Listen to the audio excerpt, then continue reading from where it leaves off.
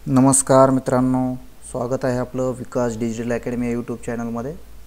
आजच्या व्हिडिओमध्ये आपल्याला पाहायचं आहे प्रधानमंत्री मातृवंदना योजना या योजनेअंतर्गत जे PMMUY कॅश म्हणजे जे ओल्ड पोर्टल होतं, या ओल्ड पोर्टलवरील डेटा आता नवीन पोर्टलवरती उपलब्ध करून देण्यात आलेला आहे।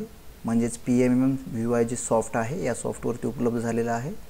या उपलब्ध झालेल्या डेटाला SO म्हणजे सँक्शनिंग ऑफिसरच्या लॉगिनमधून आपल्याला अपडेट करायचं आहे। तर ही अपडेट करण्याची सर्व प्रक्रिया आपल्याला आजच्या व्हिडिओमध्ये पाहायची आहे। चला तर मग सुरुवात करूया आजच्या व्हिडिओला। सर्वप्रथम तुम्हाला तुमच्या कॉम्प्युटर किंवा मोबाईलमधील ब्राउझरमध्ये PMMUY.wcd.gov.in या पोर्टलवरती यायचं आहे आणि त्यातील लॉगिन सेक्शनवरती यायचं आहे। लॉगिन सेक्शनवरती आल्यानंतर तुमचा जो ID आणि पासवर्ड आहे तो एंटर करायचा आहे। त्यानंतर कॅप्चा कोड एंटर करायचा आहे आणि लॉगिनवरती क्लिक करायचं आहे।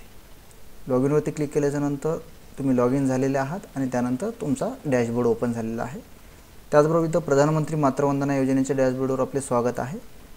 हे जर असेल तर आपण मराठी भाषेमध्ये पोर्टल वापरत आहोत। जर आपल्याला आवश्यक असेल तर आपण या ठिकाणी लँग्वेज बदलू शकतो, इंग्लिश हिंदी। आता मला मराठीच वापरायची आहे त्यामुळे मी या ठिकाणी मराठी ठेवतो आहे। आणि त्यानंतर डाव्या बाजूला जे आपल्याकडे टॅब्स आहेत या टॅबमध्ये डेटा अपडेट करण्यासाठी पहा जुन्या पोर्टलचं PMMUY कॅश हे ऑप्शन उपलब्ध केलेलं आहे, यावरती क्लिक करायचं आहे। यामध्ये आपल्याला अपडेट बेनिफिशरी डेटा आणि पेमेंट जनरेशन रिमेनिंग अमाउंट असे दोन पर्याय आहेत। यापैकी आपल्याला सुरुवातीला अपडेट बेनिफिशरी डेटा करावा लागेल आणि तो डेटा अपडेट केल्यानंतर संबंधित बेनिफिशरीचा आपल्याला पेमेंट जनरेट करावं लागेल। म्हणजे जे काही आपली पेंडन्सी आहे, पेंडिंग लाभार्थी आहेत, हे सर्व आपल्याला या ठिकाणी अगोदर अपडेट करायचे आहेत आणि नंतर त्याचे पेमेंट जनरेट करायचे आहे। तर सर्वप्रथम आपल्याला त्यासाठी अपडेट बेनिफिशरी डेटावरती क्लिक करायचं आहे। अपडेट बेनिफिशरी डेटावरती क्लिक केल्यानंतर आपल्या अंतर्गत येणारे जे काही पेंडिंग लाभार्थी आहेत या सर्व लाभार्थ्यांची यादी या ठिकाणी उपलब्ध होईल। यामध्ये तुम्हाला सर्वप्रथम तुमचा जो लाभार्थी आहे तो लाभार्थी निवडायचा आहे आणि त्याच्या समोरील एडिट बटनवरती क्लिक करायचं आहे। एडिट बटनवरती क्लिक केल्यानंतर संबंधित लाभार्थ्याचा नोंदणी केलेला जो फॉर्म आहे तो फॉर्म ओपन होईल। या ठिकाणी पहा फॉर्म ओपन झालेला आहे। वैयक्तिक माहिती साठी अर्ज करीत आहात हा जुना डेटा असल्यामुळे या ठिकाणी फक्त एकच ऑप्शन आहे, पहिली आपत्ती, आणि ते ऑलरेडी ठीक आहे। त्यानंतर जिवंत आपत्तीची संख्या, फॉर्म भरत असते जिवंत आपत्तीची संख्या 0 होती, पण आपल्याला यामध्ये आता बदल करावा लागेल जेणेकरून आपण ती माहिती अपडेट करू शकू। म्हणजेच या ठिकाणी आता जिवंत आपत्तीची संख्या डिलिव्हरी झालेली आहे म्हणून मी 1 निवडतोय। ट्विन जन्मले असतील तर 2 जे असतील ते तुम्ही घेऊ शकता। त्यानंतर पहा लाभार्थ्याचं नाव, आधार क्रमांक आणि वय ह्या सर्व गोष्टी बाकीच्या ज्या आहेत कॅटेगरी ह्या सर्व डिसेबल आहेत, हे ऑलरेडी फिल आहेत, त्यामध्ये आपल्याला कुठलाही बदल करता येणार नाही। ज्या फील्ड आपल्याला या ठिकाणी बदल करण्यासाठी उपलब्ध करून दिलेले आहेत त्याच फक्त आपल्याला बदल करायचे आहेत। या ठिकाणी आपल्याला लाभार्थ्याचा जो मोबाईल क्रमांक आहे तो मोबाईल क्रमांक या ठिकाणी टाकायचा आहे। त्यानंतर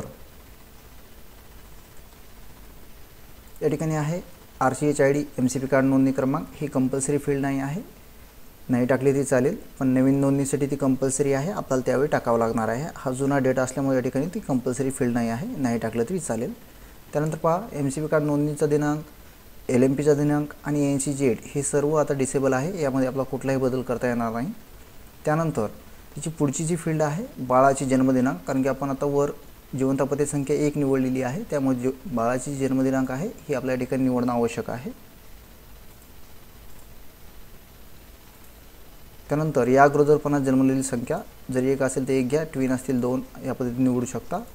बाळाचा जन्म झालेला संस्थेचा प्रकार गव्हर्नमेंटमध्ये झालेला आहे, प्रायव्हेटमध्ये आहे किंवा होम आहे किंवा प्रवासात जे असेल तुम्ही निवडायचं आहे आणि या ठिकाणी त्याचं नाव टाकायचं आहे।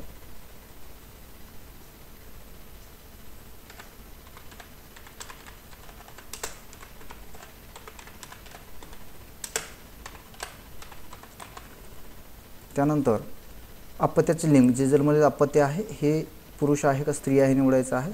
JSYचा लाभ दिलेला आहे का, दिला असेल तर होयवरती क्लिक करायचे, त्याचा अमाऊंट टाकायचा आहे, जर दिला नसेल तर नाहीवरती क्लिक करा। MCP कार्डवर लसीकरणाच्या नोंदी आहेत का विचारलेलं आहे, होयवरती क्लिक करायचं आहे। आणि प्रथम लसीकरणाचे चक्र पूर्ण झाले, यामध्ये काय काय पूर्ण झालेलं आहे या सर्व चेकबॉक्समध्ये क्लिक करायचं आहे जे तुमचे लसीकरण पूर्ण झाले असतील त्यामध्ये। आणि शेवटी तुम्हाला सबमिटवरती क्लिक करायचं आहे। सबमिटवरती क्लिक केल्यानंतर पुन्हा या ठिकाणी एक मेसेज उपलब्ध होईल, record has been updated successfully.